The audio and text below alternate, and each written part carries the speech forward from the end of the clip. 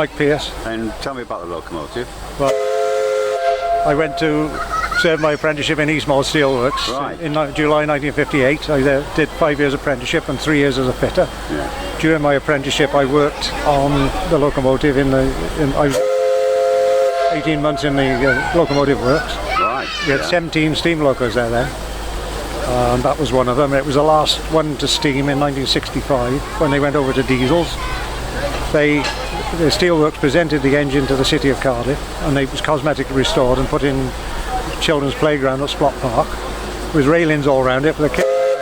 Right. And it was there for 15 years, after which time it was covered in graffiti and rusting and in a hell of a state. The council decided to sell it to put a new climbing frame for the children, and they only advertised it in the South Wales Echo. Consequently, I put a bid in for it. And local scrap merchants put a bid in. The Gwilly Railway wanted it, but they didn't have any money, so they asked the council. They said they'd do them a favour and take it off their hands. That narrowed it down somewhat. The steelworks, when they heard that it was being sold, they said they don't mind who bought it as long as it wasn't scrapped. Yes. Yeah. So anyway, after a bit of a saga, I acquired it in late 1979.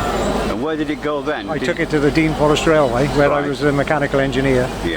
Voluntary, and over many years I stripped it down at the Dean Forest, and in 1995 I moved to Llangollen to work full-time on the Llangollen Railway. Really? And I took it up there in pieces, and we're working on Wednesday nights with a friend of mine. We completely overhauled it, took it right to pieces, cylinder block out. So how many years did that take? The actual restoration? Yes. Serious restoration took about 3.5, 4 years. And then I put it back into in 2003. It ran first, and we ran it on passenger trains. And about 8 years ago, our regular Thomas engine broke down seriously. Oh, I see. So we hurriedly converted mine from a saddle tank to a side tank with a number 1 on it in the face, and converted it to Thomas. And it ran like that for 2 years, and then the other engine was restored. So it went back as its normal self, running ordinary passenger trains until 2 years ago, when the other engine was sold, so mine became the permanent Thomas. Oh, and how long has it been the blue livery, the Thomas livery, you might say? It's been about 2.5 years now. Yeah. In that time, it's travelled to Denmark, Holland, Belgium on numerous occasions. The Isle of Wight, Scotland, all parts of the British Isles. It's probably the most travelled engine anywhere. And do you always drive it? Do you come down with it and drive it? No, I drive it. I go with it when I can, but a lot of the time I just send it, and the railways that hire it, they supply their own crew. I try and go abroad with it as much as I can. I've had a lot of fun there. So when's she due to return now to Llangollen? Is it next week sometime? Oh no, it's living at Barry now until February. All right. It's going to be repaired, running repairs. And be inside the shed, which It'll be in the shed at the skill centre, and I can do some work on it. Middle of February it goes to the Kent and East Sussex Railway, and then it starts its programme for the season. In May it goes to the Danish National Railway Museum, so I'll be over there for a week with it. Fabulous. Oh, it's great. I've had lots of fun with it. So sorry, just remind me again, how old is she? When was she built? It was built by the Hunslet Engine Company of Leeds in 1937, and it ran all its life in Eastmoor Steelworks. So she's 80 years then? Yeah. She's 80 years old now. Excellent. Coming up. Oh, I mean, the children love it, don't they? I mean, this morning to see their faces. Oh yes. They see. I mean, they don't know it's not Thomas. I get a lot of pleasure out of.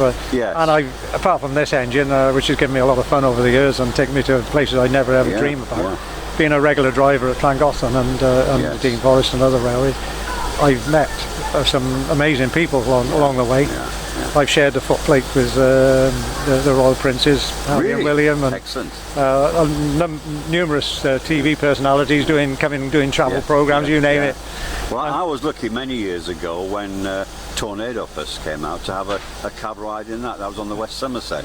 But now to do that privately is so expensive. But I've done Tornado and Flying Scotsman on my 50th birthday when it was on the East Lancs Railway. But the day I got there, it failed. Oh, no. So but at least I did a cab ride in Nunney Castle.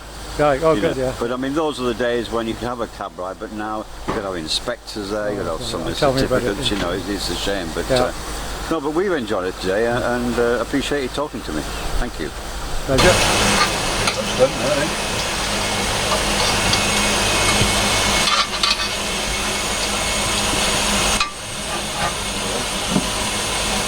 once a week and back. Do you ever do an egg or is it just bacon usually? I'll do it, it's for everyone else, I got eggs. Ah. Sausage are always good as well, aren't they? Well, I usually lose sausages at the tubes. That's why I don't do sausages anymore. Were you driving this last time, weren't you? You didn't know what to do this team yourself. Yeah, I drove it last time. I'm quite happy on the shovel, I am. Fine. I'm quite happy on the shovel. Yeah.